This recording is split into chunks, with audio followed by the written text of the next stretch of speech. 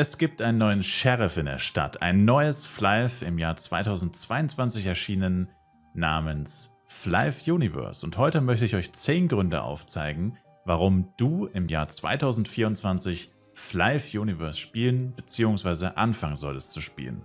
Der erste Grund ist die sehr große Community. Es ist gerade mitten in der Nacht um 3:48 Uhr, um genau zu sein, und ich laufe hier auf dem deutschen Server durch Darkon.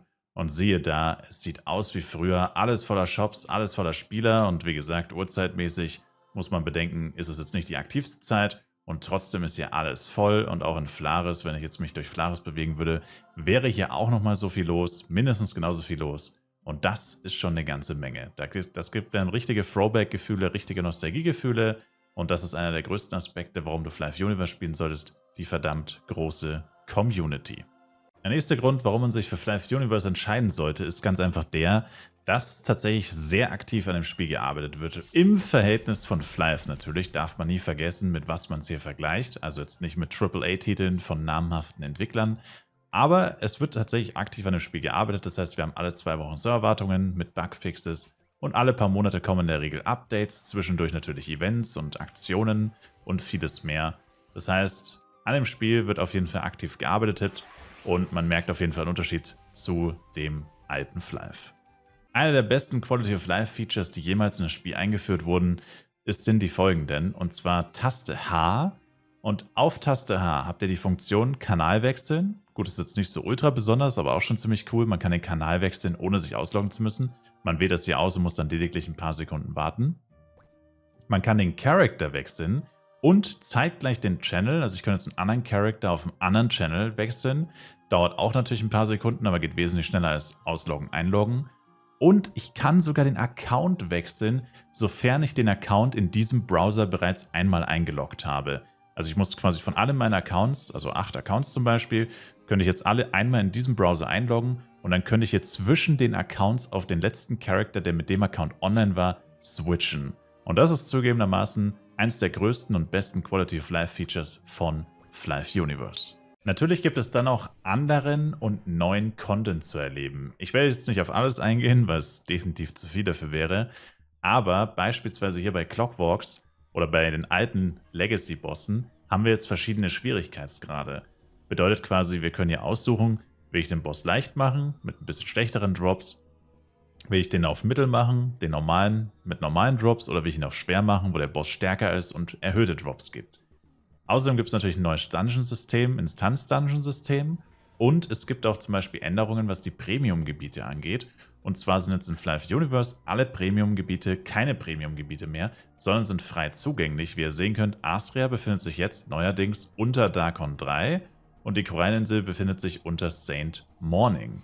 Das heißt, die beiden ersten Premium-Gebiete von Flive, damals Koralleninsel und Astria, die sind hier tatsächlich als Open-World-Gebiete frei zugänglich und entsprechend ist auch das irgendwo neuer Content mit ein paar neuen Twists, die es im alten Spiel nicht gab.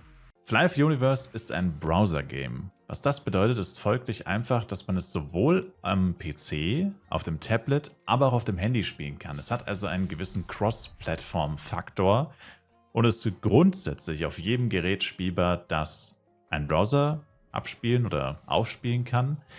Wobei man da natürlich vorsichtig sein muss, ja, auf dem Kühlschrank, auf dem Smart-Kühlschrank, auf der Smart-Kaffeemaschine und auch im Tesla kann man es zwar rein theoretisch starten, wenn dort eben eine Browser-Funktion vorhanden ist, wird halt nur nicht wirklich funktionieren, weil ich meine, das Spiel erfordert natürlich trotzdem einen gewissen Arbeitsspeicher und was auch immer. Also, ja, theoretisch auf jedem Gerät, praktisch nur auf, naja, schon Geräten, die auch für Videospiele ausgelegt sind.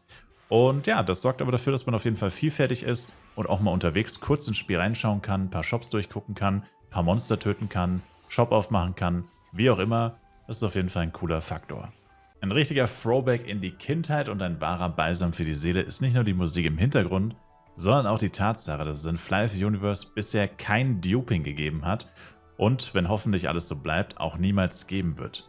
Und das sorgt dafür, dass ihr zum Beispiel hier Cash-Out-Gegenstände, Speed, CS-Sets, generelle coole, starke Items für relativ wenig Geld bekommt. Also es sind Preise wie früher im Endeffekt, wie vor 15 bis 20 Jahren, ganz am Anfang von Flive. Und die halten sich auch größtenteils. Natürlich gibt es hier und da trotzdem Inflation und nicht alles ist perfekt, keine Frage.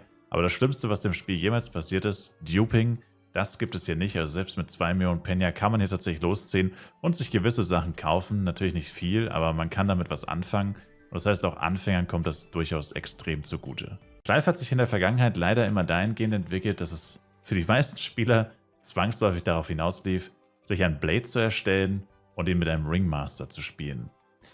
Klingt jetzt auf den ersten Blick mal nicht so schlimm, aber wir haben hier ein MMORPG mit 8 verschiedenen Klassen und einige dieser Klassen, beziehungsweise die meisten dieser Klassen, wurden in der Vergangenheit kaum gespielt, weil sie einfach nicht wirklich relevant waren, weil 1v1 immer das stärkste, dominanteste Geschlecht war. Höchstens fürs Leveln war es nicht so. In Flyve Universe ist es jetzt tatsächlich so, dass es verschiedene Dungeon-Rollen gibt, im PvP und im PvE andere Klassen als Blade tatsächlich auch mal scheinen können.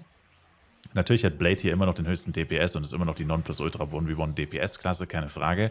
Aber in Flyve Universe merkt man schon deutlich, hey, auch andere Klassen werden tatsächlich deutlich mehr gespielt. Was man im alten Flyve wirklich nicht sagen konnte, da waren es rein gefühlt, sage ich mal, mehr als 50% Blades. In Flyve Universe ist es doch deutlich diverser. Hier sind alle Klassen deutlich besser vertreten. Natürlich gibt es immer noch deutlich unbeliebtere Klassen und deutlich beliebtere Klassen, aber es ist nicht mehr so, dass quasi die Hälfte Blade spielt und die Hälfte alles andere, sondern es ist wirklich deutlich besser gemischt und das liegt halt vor allem daran, dass für verschiedene Klassen auch wirklich Funktionen geschaffen wurden, die ja zum Beispiel ein Blade nicht unbedingt erfüllen kann, wie zum Beispiel ein AOEler in einem Dungeon oder ein AOE-DPS oder ein Tank oder auch ein Ringmaster und so weiter. Also es gibt einfach Funktionen, die von einer einzelnen Klasse nicht alle abgedeckt werden können und das ist einfach cool. Bleiben wir am besten gleich bei Quality of Life. Und zwar, wenn ich einen Shop aufmache, wer kennt ihn nicht, den guten alten AFK-Shop, PC über Nacht anlassen, stundenlang am Tag den PC laufen lassen, nur damit man einen Shop offen hat, in dem man seine Items und Drops verkaufen kann. Das alles gehört jetzt so ein bisschen der Vergangenheit an. Und zwar gibt es jetzt das Verkäufersystem. Es gibt einmal die bezahlte Variante, wo das Ganze mehrere Tage hält, 2 oder 3 Tage. Und es gibt die Gratis-Variante. Was ist ein Verkäufer? Das ist diese Schaltfläche hier. Erstelle einen Verkäufer, welcher deine Gegenstände für dich verkauft. Das kennt man vor allem aus anderen MMORPGs, in Kabal und ich glaube in Metin 2 gab es das schon. In Flyve gibt es das mittlerweile auch. Ich drücke jetzt hier drauf und boom. Plötzlich erstellt sich eine Kopie von meinem Charakter und der verkauft jetzt für hier 4 Stunden und 43 Minuten meine Items, während ich ganz normal weiterspielen kann.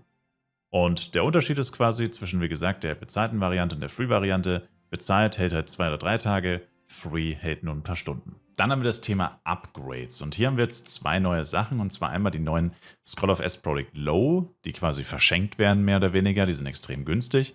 Damit kann man Items upgraden und sie werden vor der Zerstörung geschützt. Allerdings werden sie nicht vor dem Downgrade geschützt. Das heißt, wenn man was beim Upgraden fehlschlägt, zum Beispiel von 5 auf 6, dann ist es halt wieder +4 und so weiter. Aber es ist auf jeden Fall eine coole, günstige Methode, sein Equipment auf bis zu +7 zu upgraden, ohne dafür Echtgeld oder geschweige denn überhaupt sehr viel Penja zu investieren im Verhältnis zu dem, was richtige Schriftrollen kosten. Und wenn man dann aber richtige Schriftrollen kostet, das heißt A +5, 6, 7, wie auch immer, muss jeder für sich entscheiden, dann ist es so, dass es dann eben ein Upgrade Pity gibt. Es gäbe es natürlich davor auch schon, solange man richtiges Scrolls benutzt, aber das, wie gerade gesagt, das lohnt sich nicht wirklich. Und wenn man das dann macht, dann hat man einfach Folgendes, man hat eine Base-Wahrscheinlichkeit und diese Base-Wahrscheinlichkeit erhöht sich mit jedem Fehlschlag. Und das bedeutet einfach, nach einer gewissen Anzahl an Upgrade-Versuchen hat man im schlimmsten Fall tatsächlich irgendwann auf das nächste Upgrade eine 100%ige Erfolgschance und damit klappt garantiert irgendwann jedes Upgrade und ist deutlich besser. Und der letzte Grund und vielleicht auch wichtigste, vielleicht aber auch unwichtigste Grund ist, Flyve Universe ist momentan das absolute Megaprojekt von Gala, dem Entwickler von Flyve. Was das bedeutet, ist einfach, dass Flyve Universe für die allermeisten Einnahmen im gesamten Gala-Konzern, der Konzern besteht auch aus mehr als nur Videospielen, die haben noch ganz andere Businesses unter sich, aber das Beste oder das, was am besten läuft, das, was die meisten Einnahmen generiert, ist aktuell Flyve Universe. Besser als alles andere, was Gala noch so treibt.